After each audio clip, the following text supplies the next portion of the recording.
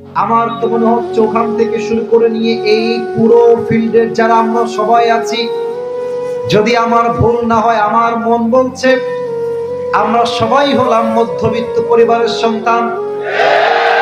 তোমরা যারা আমাকে চেনো একটু হলো, তোমরা আমার ওয়াজ হয়তো কখনো শুনেছো।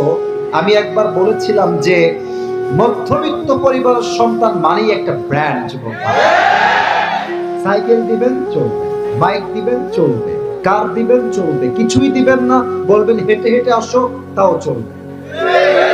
ভাত দিবেন, ডাউল দিবেন চলবে, ভাত দিবেন, ভর্তা দিবেন চলবে, ভাত দিবেন, সবজি দিবেন চলবে, ভাত দিবেন আর কিছুই দিবেন না, এক গ্লাস পানি দিবেন, একটা মরিচ দিবেন তাও চলবে। কারণ কি? আমি ব্রয়লার মুরগি নই, আমি মধ্যবিত্ত পরিবারের সন্তান। আপনাদের টিনের বাসা আছে না?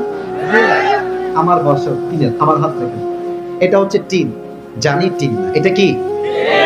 দেখবেন যে টিনের বাসায় সকালবেলা যখন রোদ উঠে যায় আকাশে, দেখবেন যে টিনের কিছু ফুটা থাকে, ফুটা দিয়ে আলো বের হয় সকালবেলা। এবং দেখবেন যে ছোট্ট আলো যখন ঘরে ঢোকে, ওই আলোর ভেতরে কিছু ছোট ছোট ধুলা দেখা যায়।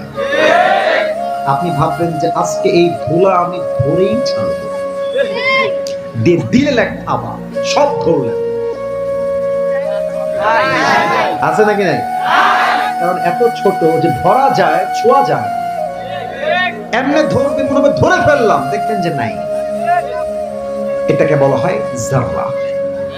জাররা, শস্যের দানা পরিমাণ ভালো আমল, এটাও হিসাব হবে।